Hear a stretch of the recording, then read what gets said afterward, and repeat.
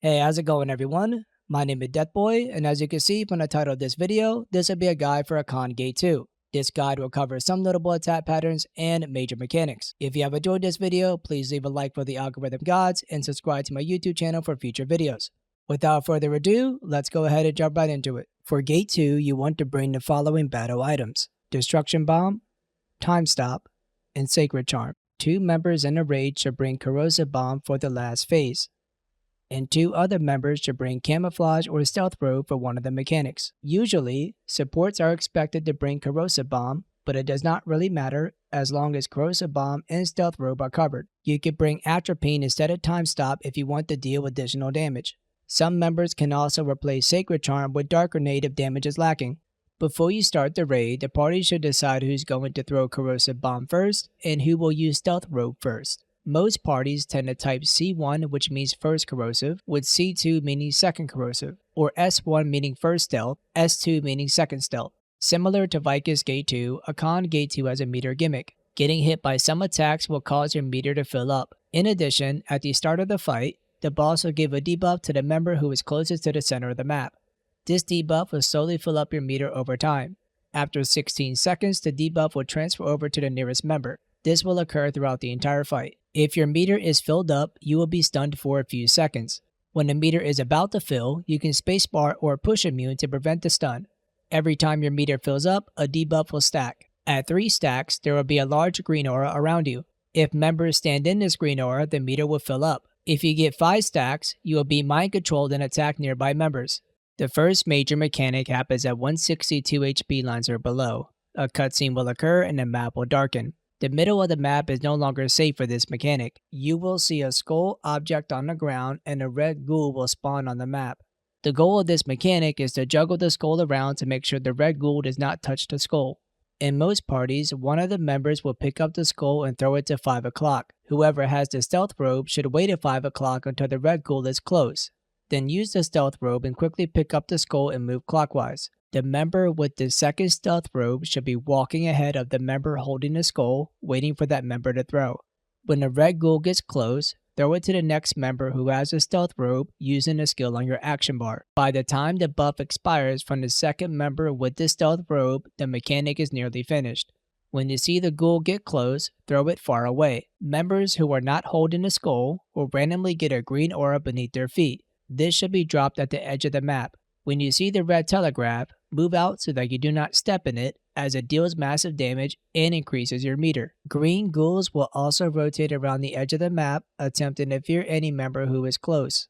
If you get feared, your character will run in a straight direction. If you happen to touch the middle of the map, you will take severe damage. Try your best to get away from the green ghoul as soon as possible when dropping a puddle at the edge.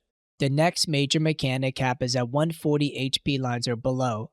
The boss will show an aura beneath his feet, then a large red circle will spawn in the middle. This is where most parties tend to use Anana Sadriel. Use Anana away from the middle. Stepping in the middle will greatly increase your meter. You will also see a red ring telegraph that will spawn closer to the middle or on the edge. Stepping in this telegraph will damage you and increase your meter. However, if you are in the Anana circle, you can ignore the red telegraph altogether.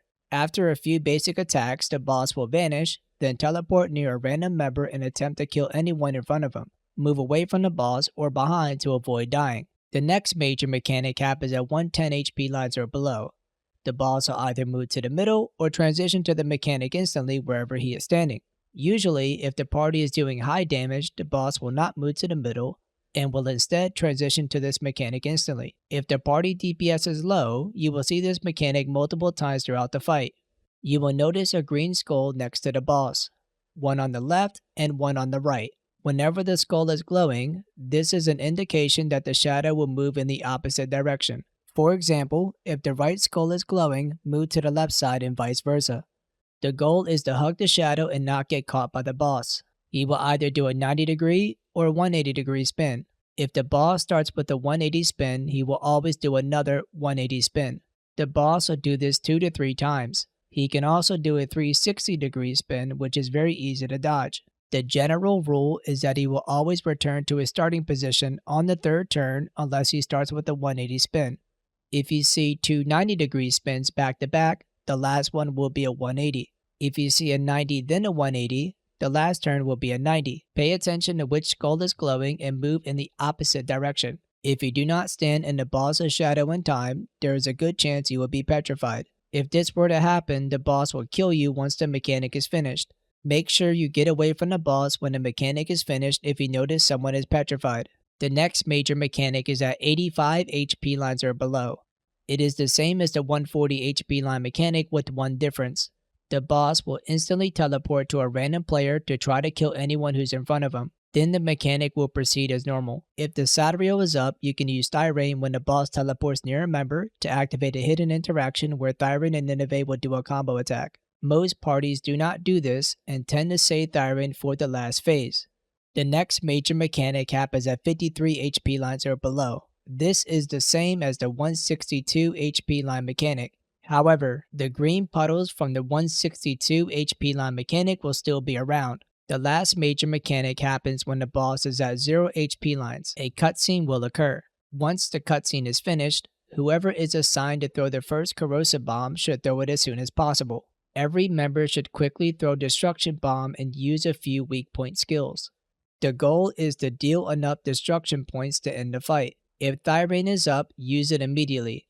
In a moment, clones of the boss will appear in a random position at the edge of the map every few seconds. This is similar to Vault and Ghost Phase. When the clone appears, wait for it to glow blue, then counter the clone. Every time a member succeeds in countering a clone, Sadrio meter will fill up. Usually after 1 to 2 Thyranes, the fight is finished unless there's few members alive. Prioritize countering the clones, then use weak point skills. If you fail to counter the clone will grab whoever is in front and throw them outside, which does heavy damage. The only difference in hard mode is the 162 and 53 HP line mechanic. Players who are not going to pick up the skull should stand at their X3+1 position. Clones of the boss will appear at that position and should be countered. Similar to the 0 line mechanic, the clone will grab whoever is in front if not countered. Be sure to danger ping if you fail to counter. If a puddle spawns below your feet right when a clone appears, prioritize bringing the puddle to the edge. In addition, you cannot pick up the skull consecutively, as you will get a debuff after you drop the skull. This debuff will prevent you from picking it up again for 20 seconds.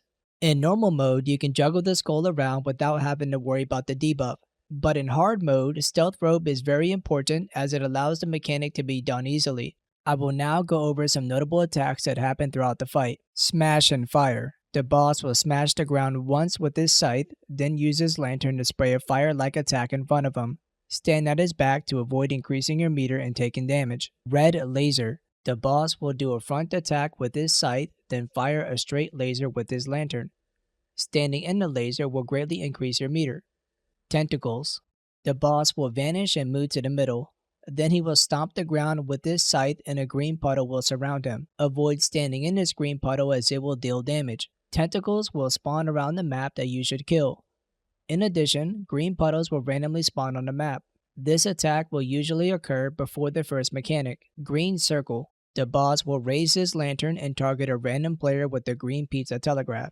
The targeted member should avoid turning the boss and instead move away in a straight direction. Everyone else will have a green aura beneath their feet and should spread out to avoid damage. Medusa. The boss will raise his lantern and you will see a red map-wide pulse and a red eye above the boss. You must look away from the boss before the animation ends, otherwise you will be feared.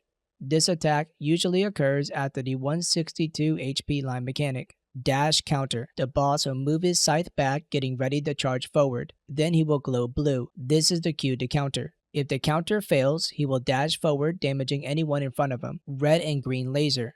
The boss will raise both of his hands and shoot out a green laser on one side and a red laser on the other side.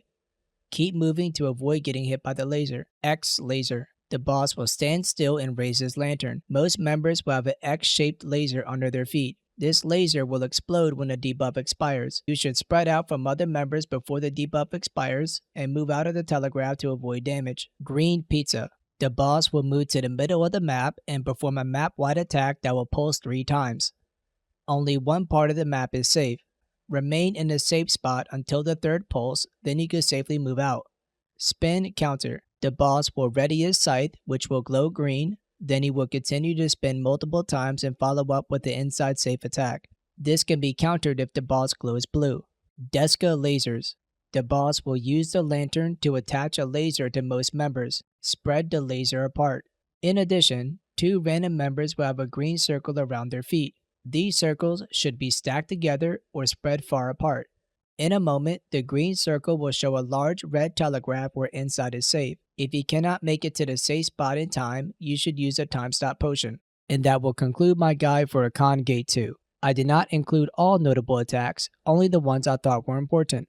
If you have enjoyed this video, consider giving it a like and subscribe to my YouTube channel. As always, I hope you have a wonderful time raiding in Lost Ark. Peace!